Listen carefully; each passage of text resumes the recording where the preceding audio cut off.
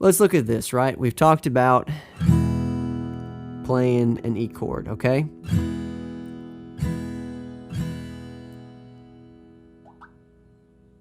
Yeah, because we're playing F chord. We're dealing with F chord. Well, an E chord's played like this. If you've been with me, we've been doing our E7, where it's just where we lift. We just lift our third finger right off, and we play an E7. If you will, put your third finger down once you play that E7 chord. If you'll put your finger down on the D string, 2nd fret. So, and you'll play that down right there and play all 6 strings down. You're playing an E instead of an E7. Just a subtlety difference, but for this purpose, we're going to lock in the E chord, okay? 3rd finger, D string on the 2nd fret.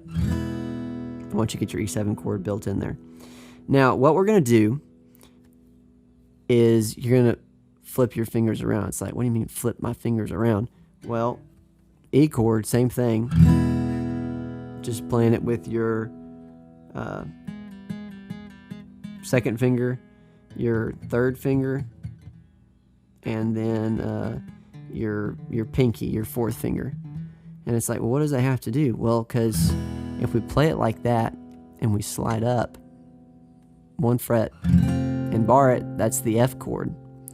Now in the musical scale, when we deal with E and musical scale, the next note is what? F. And you can even sit down and look on this in a piano, and when you go up the next step on one of those black notes, when you go up the keys, you know, your whites and your blacks, and you're just trailing up the scale. If you slide up 1 more fret, F sharp. Now if you slide up another half step, 1 more fret, that's going to make a G chord. It's the same thing on a piano. Slide up 1 more step, half step, that's an A flat. Slide up 1 more half step, we get to an A chord. Wait, I can play, and I'm just playing the F chord, guys, and I'm just sliding up half steps every time. It's like, wait, I can play an F chord. Here's an A down here that we learned, and I can play on the 5th fret with an F chord, and that's an A? Absolutely, it's an A chord. So you can be doing the E's, E7.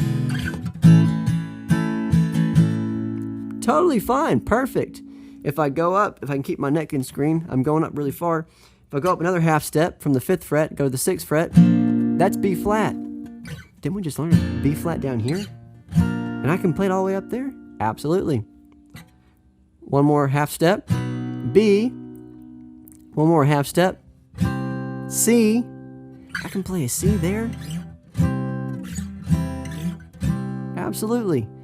Half step, C sharp, half step, D. What?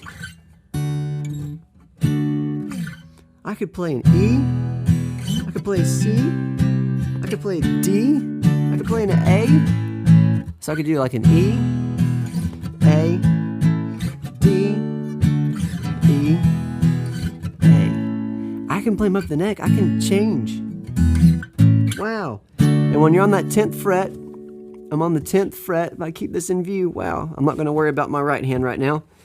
I'm going to come up here. If I keep that on the 10th fret, I slide up half a step.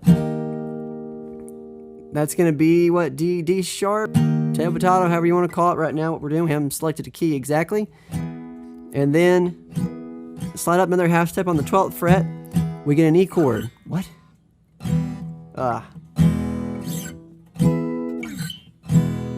Wow. And then we slide up 1 more half step to play on the 11th, or 12th, 13th.